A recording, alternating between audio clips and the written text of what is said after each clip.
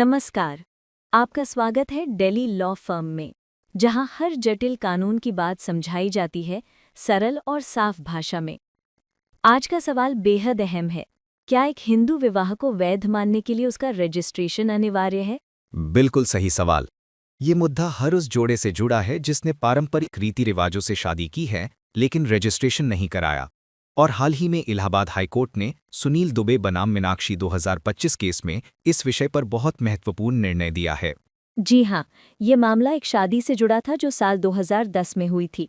पति पत्नी ने आपसी सहमति से तलाक की याचिका फैमिली कोर्ट में दाखिल की, लेकिन फैमिली कोर्ट ने कहा पहले शादी का मैरिज रजिस्ट्रेशन सर्टिफिकेट जमा करें, तभी तलाक की सुनवाई आगे बढ़ेगी। दोनों पक्षों ने कहा कि हिंदू मैरिज एक्ट 1955 में शादी का रजिस्ट्रेशन अनिवार्य नहीं है, इसलिए बिना सर्टिफिकेट के भी केस सुना जाए। पर फैमिली कोर्ट ने rule 3A of the Hindu marriage and divorce rules 1956 का हवाला दिया और छूट देने से इनकार कर दिया। इसके बाद मामला इलाहाबाद हाईकोर्ट पहुंचा।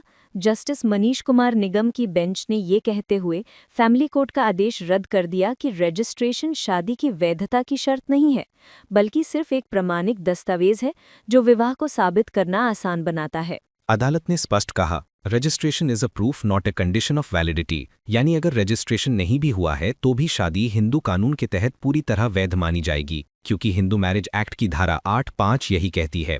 धारा 8 राज्य सरकार को ये अधिकार देती है कि वो पंजीकरण के नियम बना सकती है, परंतु धारा 8/5 साफ कहती है अगर किसी राज्य ने पंजीकरण अनिवार्य भी किया हो तो सिर्फ पंजीकरण ना कराने से विवाह अमान्य नहीं होगा।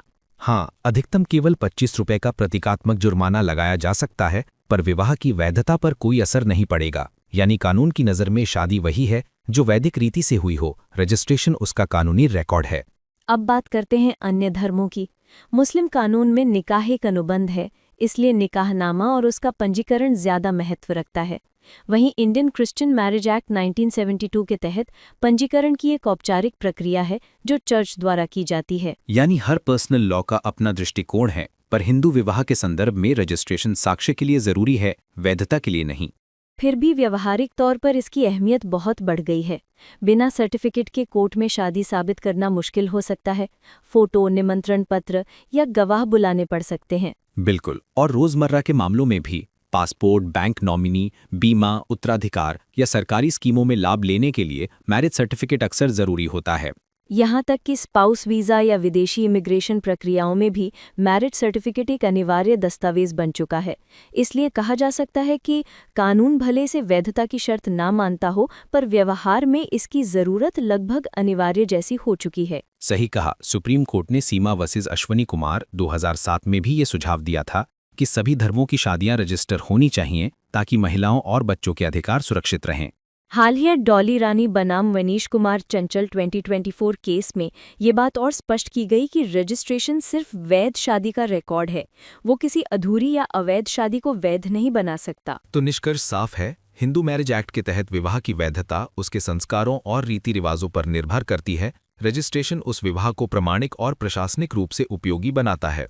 यानी बिना रजिस्ट्रेशन शादी कानूनी रूप से वैध है, लेकिन रजिस्ट्रेशन कराने से आप कानूनी सुरक्षा और सुविधाओं से लैस हो जाते हैं। अब सवाल ये है, क्या आज के दस्तावेज निर्भर युग में शादी का रजिस्ट्रेशन एक विकल्प से बढ़कर आवश्यकता बन गया है? आपकी क्या राय है? कमेंट में जरूर लिखें। कानूनी सलाह और जानकारी के लिए हमारी वेबसाइट dellylawfirm.news पर जरूर विजिट करें। धन्यवाद। मिलते हैं अगले एपिसोड में एक और अहम कानूनी मुद्दे के साथ। दिल्ली लॉ फर्म, कानून को सरल भाषा में समझाने का भरोसेमंद साथी।